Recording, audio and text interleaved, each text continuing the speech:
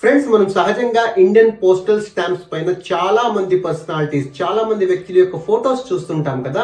అది సహజంగా ఎటువంటి వ్యక్తుల యొక్క ఫొటోస్ ఉంటాయి చూడండి. ఒక మహాత్మా గాంధీ గారు, ఒక నెహ్రూజీ, ఒక రవీంద్రనాథ్ ఠాగూర్ గారు, ఒక సివి రామన్, ఏపీజే అబ్దుల్ కలాం గారు, అలాగే ఒక అటల్ బిహారీ వాజ్పేయి గారు. ఇలా ఎవరినైనా మీరు తీసుకోండి, అందులో సహజంగా ఒకరు పొలిటికల్ గా, రాజకీయంగా దేశానికి సేవ చేసిన వాళ్ళు ఉంటారు. తన యొక్క కవితా పఠిత్వంతో దేశానికి సేవ చేసిన వాళ్ళు ఉంటారు. అలాగే సైంటిఫిక్, సాంకేతిక విజ్ఞానంతో కొంతమంది దేశానికి సేవ చేసిన వాళ్ళు ఉంటారు. కొంతమంది స్పోర్ట్స్ రంగంలో ఉండి దేశానికి సేవ చేసిన వాళ్ళు ఉంటారు. ఇలా ఏదో ఒక పటిష్టమైన క్వాలిటీ వాళ్ళు ఉండడం వల్ల ఆ క్వాలిటీతో వాళ్ళు దేశానికి సేవ చేసి అతి గౌరవప్రదమైన ఇండియన్ పోస్టల్ స్టాంప్ లో వారి యొక్క చిత్రపటాన్ని పెంపొందించుకునే స్థాయికి వాళ్ళు చేరారు. కానీ ఈ రోజు ఒక పోస్టల్ స్టాంప్ చూపిస్తాను, అది చివరికి చూపిస్తాను. ఆ వ్యక్తి ఒక మహాజ్ఞాని కాదు, బాగా చదువుకున్న వ్యక్తి కాదు, అలా అని డబ్బున్న వ్యక్తి కాదు, ఏ విధంగా కూడా సామాజిక దృష్టిలో కూడా ఆయన ఒక ఉన్నతమైన స్థితిలో ఉండే వ్యక్తి అయితే కాదు. ఆయన ఇన్సిడెంట్ మీతో షేర్ చేసుకుంటున్నాను. ఇప్పుడు చూడండి. Vande Mataram. Hello friends, welcome to your channel motivation journey, ఒక మహోన్నతమైన మార్పు కోసం.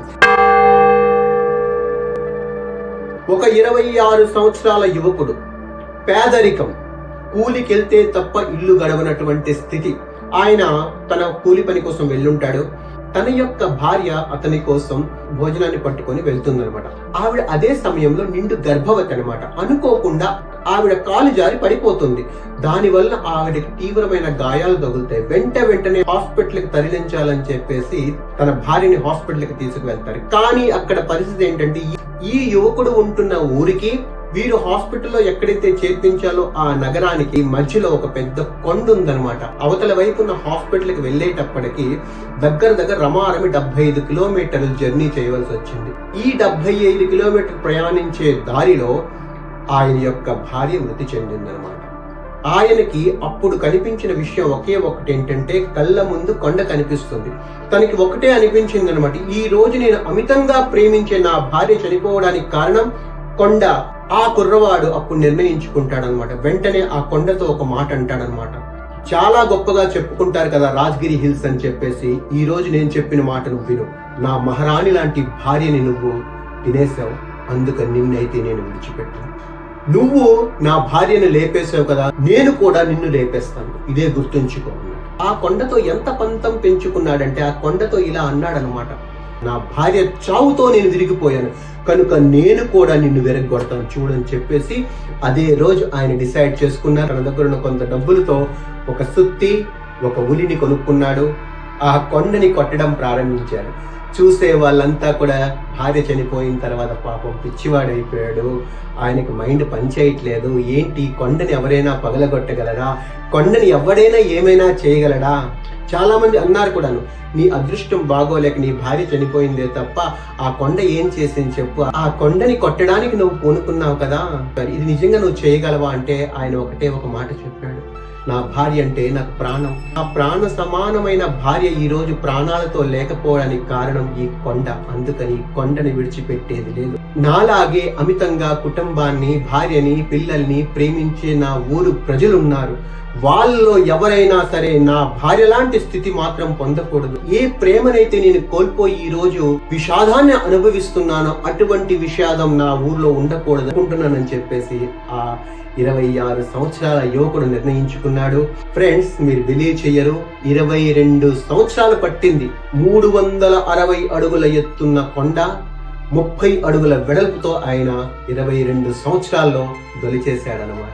ఆ కొండ దొలిచిన తర్వాత అక్కడ స్థితి ఇప్పుడు ఏమైందంటే, అవతలి పట్టణం వైపు ఉన్న స్కూల్కి వెళ్ళాలన్నా, కాలేజీకి వెళ్ళాలన్నా, ఒక హాస్పిటల్కి వెళ్ళాలన్నా, ఏదైనా సరుకులు తెచ్చుకోవాలన్నా సరే 75 కిలోమీటర్లు ప్రయాణించవలసిన పని లేదు. ఇప్పుడు ఆ పట్టణానికి వెళ్ళడానికి కేవలం 5 కిలోమీటర్లు మాత్రమే మిత్రమా.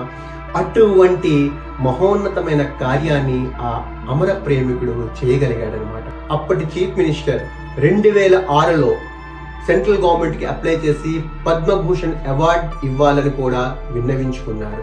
అలాగే అప్పటి సీఎం కూడా మరో మహోన్నతమైన పని చేశారు. ఏంటి అంటే, ఇంతమంది జీవితంలో ఒక రాజ బాట తీసుకొచ్చినటువంటి వ్యక్తి సీఎం కన్నా గొప్పవాడని చెప్పేసి తన కుర్చీలోంచి తాను లేచి ఒక 5 నిమిషాల పాటు ఈ స్టేట్ అంతటికి మీరే సీఎం అని చెప్పేసి ఆయన కుర్చీలో ఈయన్ని కూర్చోబెట్టారనమాట. అదే కాకుండా రీసెంట్ గా 2022లో ఒక సమావేశం జరిగితే కొంతమంది పెద్దలు ఆయనకి భారత రత్న కూడా అవార్డ్ చేస్తే బాగుంటుందని కూడా సజెస్ట్ చేసినప్పుడు అంతటి మహోన్నతమైన వ్యక్తిత్వం ఎలా వచ్చిందంటే కేవలం భార్య పైన ఉన్న అపారమైన ప్రేమ ఆయన్ని అలా తీసుకొచ్చిందనమాట. అయితే నేను చెప్పొచ్చేది మీకేంటి అంటే మిత్రమా, మీ భార్య పట్ల ఉన్న ఒక పవిత్రమైన ప్రేమ కూడా ఈ దేశానికి ఒక బాట చూపించే అవకాశం ఉంటుంది మిత్రమా. ఏమీ చదువుకోని వ్యక్తి, ఏ జ్ఞానము లేని వ్యక్తి, కేవలం భార్య పట్ల అపారమైన ప్రేమ కలిగిన వ్యక్తి, ఆ ప్రేమించిన వ్యక్తిని కోల్పోవడం వల్ల దాంట్లో ఉన్న పెయిన్, దాంట్లో ఉన్న నొప్పి, దాంట్లో ఉన్న బాధ, దాంట్లో ఉన్న సంఘర్షణ ఆయన అనుభవించాడు కనుక అటువంటి సంఘర్షణ, అటువంటి బాధ తన గ్రామ ప్రజలకు ఉండకూడదన్న ఆలోచన ఆయనకు వచ్చిందనమాట. ఏది ఏమైనా సరే నేను చెప్పేది ఏంటంటే ఆయనకి ఆయన భార్య పట్ల ఉన్న అపారమైన ప్రేమ అన్నమాట. ఇంతకీ ఆ వ్యక్తి కోసం ఇప్పుడు చెప్పాలి కదా, ఆ వ్యక్తి ఎవరో కాదు, the great mountain man of India. ఆయన్ని 2016లో పోస్టల్ స్టాంప్ లో ఆయన యొక్క చిత్రాన్ని చిత్రీకరించారు. అటువంటి గౌరవప్రదమైన స్థానాన్ని ఆయన కల్పించారు. ఆ వ్యక్తి ఎవరో కాదు, the great mountain man of India, Dashrath Manjhi. అలాగే ఆయన భార్య కోసం కూడా చెప్పుకోవాలి. ఎందుకంటే అటువంటి మహాతల్లికి భర్తగా ఆయన ఉండడం వలనే ఇంత పెద్ద మహోన్నతమైన కార్యాన్ని చేయగలిగాడు. ఆ తల్లి పేరేంటంటే ఫల్గునీదేవి. మనలో చాలా మంది కూడాను గయా వెళ్తుంటాం కదండి. గయాకి 100 కిలోమీటర్ల దూరంలో ఉంటున్న గెహ్లోర్ అనే గ్రామము, ఏ పట్టణాని కోసం అయితే ఈయన మార్గాన్ని ఛేదించాడో ఆ పట్టణం పేరు వజీర్గంజ్. నేను మీతో షేర్ చేసుకోవాలన్న మాట ఏంటంటే జీవితంలో ఏది చేసినా సరే ఒక 100% నిష్ఠతో, పవిత్రతా భావంతో, ప్రేమతో, ప్రీతితో, ఆర్తితో ఏ పని చేసినా సరే దాంట్లో ఒక మహోన్నతమైన స్థానాన్ని సాధించి కేవలం మన జీవితమే ఒక ఉన్నతమైన స్థాయిలోనే కాదు, మనం 10 మందికి ఒక బాట కూడాను దశరథ్ మాంఝీ లాగా మనం ఇవ్వగలమని నమ్ముతున్నాను. So let us salute the great Indian mountain man Dasarath Manjhi. Bharat Mata Ki Jai.